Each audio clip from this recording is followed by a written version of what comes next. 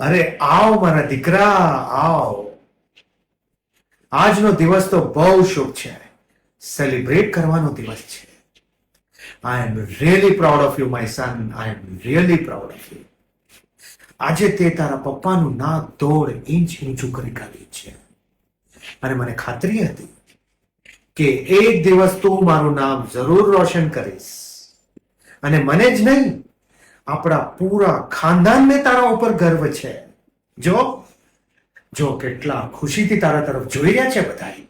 અહીંયા આવો. આ છે તારા પરદાદા અર્જનભાઈ, જે કોઈ દી સ્કૂલ જ નથી ગયા. અને આ છે મારા દાદા ડાયાભાઈ, જે 4થી ફેલ હતા. અને આ છે મારા પપ્પા અને તારા દાદા, જે 8મી ફેલ હતા. અને હું 10મી ફેલ. જો દીકરા, ફેલ થવાનો અને ભણવાનો નહીં, એ આપણા ખાનદાનની પરંપરા છે. અને મને ખુશી છે કે આ પરંપરાને તે ચાલુ રાખી છે.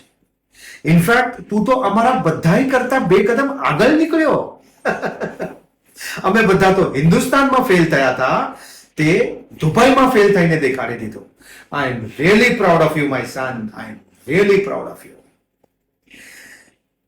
જો દીકરા, ભણવાનું લખવાનું આ બધી બેકારની વસ્તુ છે. અરે ભેજામાં 2 ચોપડા ભરવાથી ખીચા થોડી ના ભરાય છે. મને જો, પૂનાથી ભાગેલો અનપઢ ગવાર આજે દુબઈનો મિલિયનર છે. એટલે દીકરા, લાઈફમાં જે બી થાય એ સારા માટે થાય. શું કીધું? તો કાલથી ઓફિસ આવીશ. અને બીજું શું કીધું તે? કે તું તારી પૂરી જવાની જીવી ચૂક્યો છે. ફરીને કોઈ દી આવું કહેતો નહીં કે તેઓ તારી જવાની જીવી ચૂક્યો છે. મેં મારી લાઈફમાં કામ કરતા કરતા આખી જિંદગી કાઢી નાખી, એ કારણે કે તું એ બધું કરી શકે જે હું નથી કરી શક્યો. કામ કરતા કરતા ક્યારે મારી જવાની આવી અને ક્યારે ચાલી ગઈ, ખબર જ નહીં પડી.